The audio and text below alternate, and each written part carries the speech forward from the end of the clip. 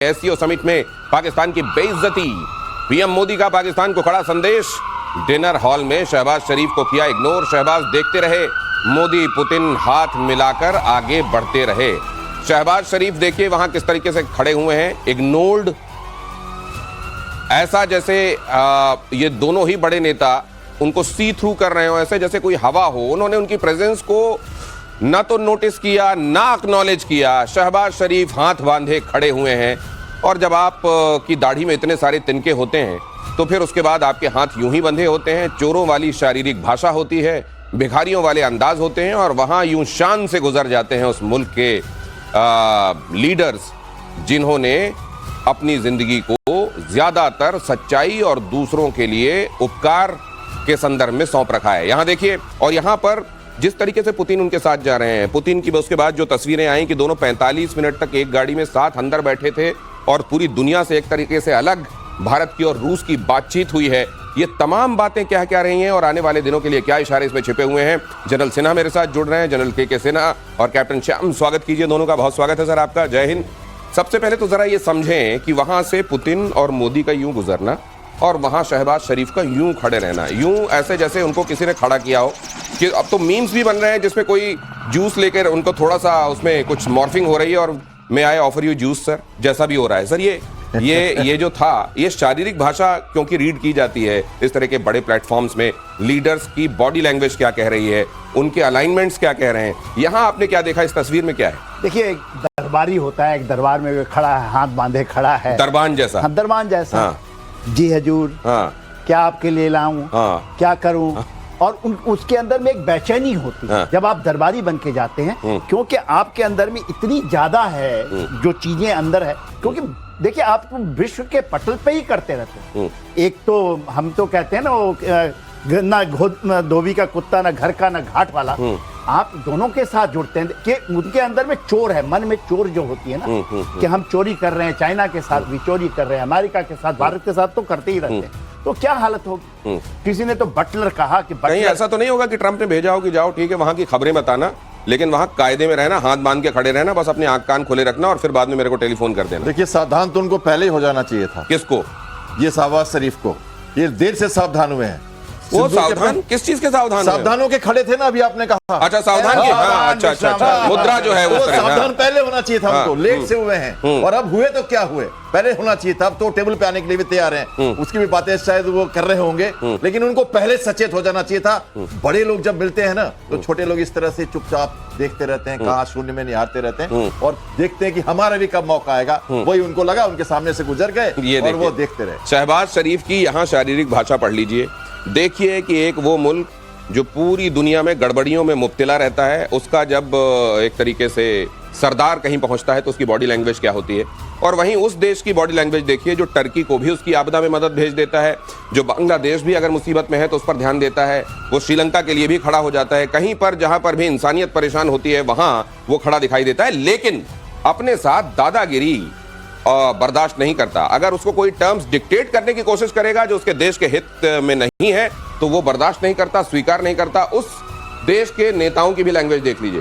Putin भी उन्हीं में से एक हैं जिन्होंने नेटो की दादागिरी को बर्दाश्त नहीं किया, और भारत के प्रधानमंत्री भी उन्हीं में से एक हैं जिन्होंने भारत के ऊपर जो ट्रेड के नाम पर थोपी जा रही चीजें थी, जिनमें भारत के रहने वालों और भारत के किसानों का भला नहीं था, उन्होंने कहा हमको ये नहीं चाहिए, हम पे आप थोपिए मत।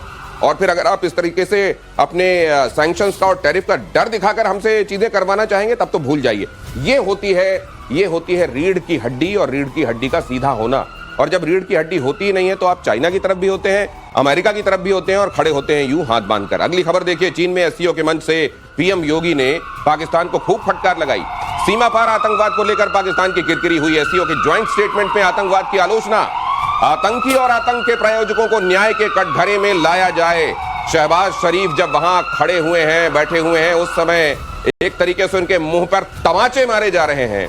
ये बातें उनको तमाचों से ज्यादा लग रही होंगी, और जब आपने गलत किया होता है, आपकी अंतरात्मा जान रही होती है कि आपने गलत किया हुआ है, बेशक आप बाहर उसको ये मेंटेन करने की, पूरी दुनिया को ये दिखाने की कोशिश करें कि नहीं हमने तो जो किया वो सही किया, हम जो कर रहे हैं एज अ कंट्री वो सही कर रहे हैं, लेकिन उनका भी दिल जानता है सर ये तो मतलब, ये तो कहते हैं कि हमारे यहाँ एक कहावत है, जबरा मारे और रोने न दे।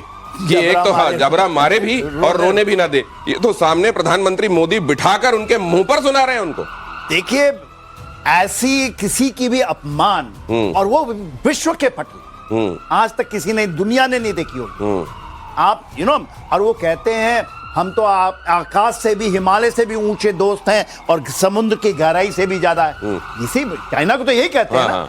और उन्होंने वहां दरबारी बना करके उसको किसी ने कहा butler, he is a butler of Asim Munir. तो उसी तरह खड़े, उस सेम उनका ये है। और देखिए, आपने जो बात कही, जब आपके मन में चोर होती है, आपके मन में ये होता है कि आपने जो किया है वो सच्चाई नहीं है। और देखिए, आपको ये बताएं, पहलगांव का नाम आया, आपने ज्वाइंट स्टेट में जो बिल्कुल पहलगाम का नाम, हाँ? पहलगांव का नाम आया, और उसने कहा, उसमें है पहलगांव के आगे विश्व के लिए सबसे बड़ा खतरा है आतंकवाद। और आतंकवाद में 9 पॉइंट आए हैं, 1-2 पॉइंट नहीं आए कि बस आतंकवाद को एक कर दिया। तो भारत की जो जीत हुई है इसमें आतंकवाद के, और खास करके चाइना की धरती से, चाइना भी आतंकवाद का कहीं ना कहीं सपोर्टर था ही ना। तो मतलब आप ये कह रहे हैं सर कि एससीओ की इससे पहले की मुलाकात, जिसमें रक्षा मंत्री हमारे देश के गए थे और जहां ज्वाइंट डिक्लेरेशन में ऐसी बातें थी जो भारत को मंजूर नहीं थी, उन्होंने पेन एक तरफ रख दी थी, तब से अभी तक बहुत सारा पानी बह गया है नदियों से और चीजें बहुत बदल गई हैं। क्या कैप्टन श्याम, ये बहुत क्लियर एक चेंज है? बहुत बड़ा चेंज है। आपसे मैंने पहले भी कहा था कि जब उन्होंने अपनी कलम रखी थी वहां पे, तो बहुत ही अच्छा बड़ा संदेश दिया था उन्होंने पूरे विश्व को कि हम इसकी बात नहीं मानते, अगर आप नहीं कहते पहलगाम को अटैक। हालांकि चाइना ने बाद में ये कहा कि हम टेररिज्म के अगेंस्ट हैं, पाकिस्तान बहुत अच्छा काम कर रहा है, लेकिन साथ में ये भी कह दिया। तो ये डबल नीति थी, उसके अगेंस्ट में क्लियर कट प्रिसाइज डिक्लेरेशन हुआ है जिसमें उन्होंने सारे पॉइंट्स क्लियरली कहे हैं और उनके तो और स्पष्ट आपसे पूछता हूं, पाकिस्तान को लेकर चाइना की अभी तक जो स्ट्रैटेजी रही है उसमें एक बहुत इविडेंट शिफ्ट देख रहे हैं क्या? देखिए, एससीओ समिट में मुद्दा होता है टेररिज्म का, पर्यावरण का, कोऑपरेशंस का। ये ज्यादा ट्रेड का जगह नहीं है, ये जगह बनाई गई थी इन मुद्दों के लिए, रीजनल स्टेबिलिटी के लिए, और इसमें टेररिज्म पहला पक्ष है। उस हिसाब से चाइना जो कह रहा है, क्योंकि अगर वो होस्ट है तो उसे तो वो फ्रेम तो रखना पड़ेगा, और उस फ्रेम के हिसाब से उसने पाकिस्तान को क्लियरली कहा है। अगर वो नहीं कहेगा तो आज के दिन में चाइना का कोई दिलचस्प रहेगा ही नहीं, उसकी रीढ़ की हड्डी खुद ही खराब हो रही है। तो उसको फेथ में लेना है विश्व को, और उस फेथ में लेने में पाकिस्तान को ये कहना जरूरी था, और उसने क्लियर सब पूरी कहा है। एक बात जोड़ो, एक चीज जोड़ना चाहता हूं। देखिए, यदि आपने हमारे जो फॉरेन मिनिस्ट्री का बयान आया है कि चाइना ने एक्शन लेना शुरू कर दिया है, ये वर्ड है, चाइना ने एक्शन लेना शुरू कर दिया है on terrorism which basically belongs to Pakistan, belong to Pakistan. तो ये बात यदि आपके इन्हीं का है बयान, ये तो कहीं ना कहीं जो चीज पुख्ता हो रही है ना। और देखिए, उनको डंप तो करेगा ही, नॉट ओनली इन टेररिज्म, बाद में आप देखेंगे, क्योंकि जो चीजें आपकी सीपैक बना लिया, $72 बिलियन का। मतलब आप ये कह रहे हैं कि अभी तक सीपेक के नाम पर पाकिस्तान की बहुत सारी चीजों को बर्दाश्त करता चाइना चला आ रहा था, लेकिन अब सीपेक को लेकर उसके जो मंसूबे थे वो परवान चढ़े नहीं, उधर अमेरिका से कुर्बत बढ़ गई है, इसलिए पाकिस्तान को अब बहुत ज्यादा दिनों तक बर्दाश्त किया नहीं जाएगा, उसको कचरे की टोकरी में फेंकेगा चाइना बहुत जल्दी। आप ये कह रहे हैं, अगर ऐसा है तो ये बहुत घाट का, मैं फिर कहूंगा, घर का ना घाट का, जो दोनों तरफ खेलना चाहता है उसके लिए एक नौबत आती है जब वो घर का ना घाट का हो जाता है। धोबी का क्या होता है आपको मालूम है? अगली खबर देखिए, चीन के तिनजियान के पुतिन की कार में पीएम मोदी ने किया सफर। एससीओ की बैठक के बाद पीएम मोदी और पुतिन एक कार में निकले। पुतिन एससीओ समिट के लिए अपनी प्रेसिडेंशियल कार ऑरस लेकर आए हैं। प्रधानमंत्री मोदी ऑरस में बैठकर पुतिन के साथ रिट्ज कार्ल्टन होटल पहुंचे। रिट्ज कार्ल्टन में ही पीएम मोदी पुतिन के बीच द्विपक्षीय बातचीत हुई। तो ये बताता है, देखिए आप जानते हैं कि ये जो औपचारिक जगहें होती हैं, जहां औपचारिक मुलाकातें होती हैं, वहां पर नेता पहुंचते हैं, अपने अपने रिसोर्सेज के जरिए पहुंचते हैं, और वहां जाकर एक टेबल पर उनकी बातचीत होती है, साझा डिक्लेरेशंस होते हैं, साइड लाइन में कुछ बातचीत होती है, लेकिन इतनी कुर्बत दिखाई नहीं देती कि एक दूसरे की गाड़ी में बैठकर वो आगे जाएं। अगर मान लीजिए कभी ऐसा भी होता है तो ये भी मेक श्योर किया जाता है कि इसकी फोटो कहीं दूसरी जगह न जाने पाए, अगर कहीं कोई किसी की गाड़ी में बैठा। यहां पर प्रधानमंत्री और पुतिन, रशिया के प्रेसिडेंट, एक गाड़ी में है, उसकी फोटो आती है, वो सार्वजनिक भी होती है, इसमें ऑप्टिक्स भी है, मैसेजिंग भी है, और उन दोनों देशों की जो हर एक थिक एंड थिन में एक दूसरे के साथ हमेशा खड़े रहे, जिसको कहते हैं टाइम टेस्टेड फ्रेंडशिप, वो फ्रेंडशिप और वो दोनों लीडर, सर इसके मायने क्या है? देखिए, और ये 45 मिनट में क्या बात हुई होगी सर? बताइए। देखिए क्या कारण है, अलास्का में भी आपने देखा था, उसमें पहले ट्रम्प जाके बैठते हैं और उसके बाद पुतिन, पहले पुतिन उसमें बैठ जाते हैं, फिर ट्रम्प आते हैं। यहाँ उल्टा है, पहले देखिए वहां पुतिन बैठे हैं, प्रधानमंत्री का आगमन वेलकम किया जाता है। और देखिए क्या है, आप जब जाते हैं इन जगहों में तो बहुत बगिंग होती है, बहुत चीजें लीक हो सकती हैं। जब आप बात करेंगे one two, it is absolutely secured है। ये रशिया से आया हुआ है and it is like a fortress. उसके अंदर में आप पूरा आर्मर्ड है, कार है। आप बताइए 45 मिनट बात होना, इतने तो 40 मिनट तो केवल उनके बीच की टॉक हुई है, वहां हुई है। 45 मिनट को सब चीज निपटा दिया होगा। तो आप ये बता रहे हैं कि ट्रंप नजर नहीं आ रहे हैं, उसके पीछे ये सब झटके हैं जो उनको लगातार मिल रहे हैं। मैं इसमें ऐड करना चाहता हूं, आपके इस चैनल में 2 दिन पहले मैंने ये कहा था कि एससीओ समिट में प्राइम मिनिस्टर खुद इसलिए गए हैं कि वो सिर्फ जिनपिंग को नहीं दिखा रहे, या टैरिफ के अगेंस्ट की बात नहीं हो रही, या टेररिज्म की बात नहीं हो रही। वहां पे 2 बातें हो रही। जेलेंस्की के साथ उनकी जो बात हुई थी, तो 2 ट्रायंगल हमने बात की थी उस दिन। ये मैंने कहा था, एक ट्रायंगल है जो पुतिन और अमेरिका और भारत, ये एक ट्रायंगल है जो रशिया और उसका वॉर का है, और दूसरा ट्रायंगल है कि हमारा पाकिस्तान, चाइना और इंडिया का रिलेशन। तो जो बायलैटरल मीटिंग होती है ना, उसमें जो बात करेंगे चाइना के पुतिन के साथ उन्होंने जो बातें की होगी, चाहे वो युद्ध की बात है, चाहे वो टैरिफ के अगेंस्ट में क्या मुद्दे उठाने हैं, तो 45 मिनट इसीलिए लगा। और ये इंपॉर्टेंट बात नहीं, किसी ने सर बड़ी अच्छी बात डाली, मीम के तौर पर ये तमाम चीजें चल रही हैं, लेकिन बड़ा इंपैक्ट करती हैं। किसी ने कहा जब वहां पर तीनों ये बड़े नेता खड़े हुए थे, शी जिनपिंग खड़े हुए थे, पुतिन खड़े हुए थे और प्रधानमंत्री खड़े हुए थे, और उनके हाथ आपस में ऐसे मिले हुए हैं, तो किसी ने लिखा उसमें साथ में कि यहाँ शायद मोदी ये कह रहे होंगे कि यहीं से अगर रशिया यूक्रेन के सीज फायर का ऐलान हो जाए तो पुतिन को कैसा लगेगा?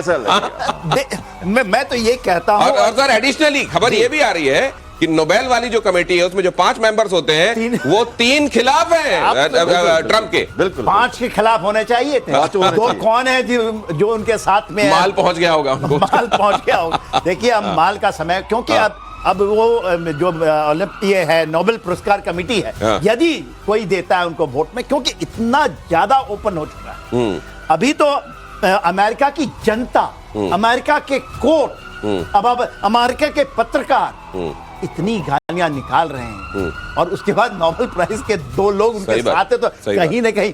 और देखिए जहां जहां भी ये कहते हैं ना कि हमने किया मध्यस्थता करके हम शांति ला रहे, वहां अभी शांति कहां, शांति से इतनी दूर है। भारत भी अभी ऑपरेशन सिंदूर चल रहा है। ये बड़ा इंटरेस्टिंग है सर। एससीओ में ये तमाम जो ऑप्टिक्स हो रहे हैं, ये फोटोग्राफ्स, ये बातें जो सामने आ रही हैं, ये कार वाली फोटो जो हम सामने रख रहे हैं, ये अमेरिका कैसे देख रहा होगा सर? इसके क्या मीनिंग और नुआंसेस निकाले जा रहे होंगे वहां? ट्रंप की ट्रम्पेट अभी कम बज रही है, आपने जैसा कहा, वो भी इनविजिबल हो गए हैं, चुप हुए, भौचक्के हैं, क्योंकि एक बड़ा फ्रंट एशिया का खुला है, और साथ में यूरो भी, साथ में रशिया भी, तो ये बड़ा फ्रंट खुल रहा है। और जो अपने को ये सुप्रीमेसी जो दिखाते थे अमेरिका, हर चीज में ये कहते थे, वो कहते थे, उसकी जगह पर एक बड़ा बहुत अच्छा सामयिक जगह है एससीओ का। ये तनाज में जो हो रहा है बड़ा मजेदार है, क्योंकि समय ऐसा है कि पूरा विश्व इस पर ध्यान गड़ाए देख। तो ये जो आप कह रहे हैं सर, इस खबर को जरा बता देता हूं अपने दर्शकों को। 6 दिन, 1 हफ्ता बहुत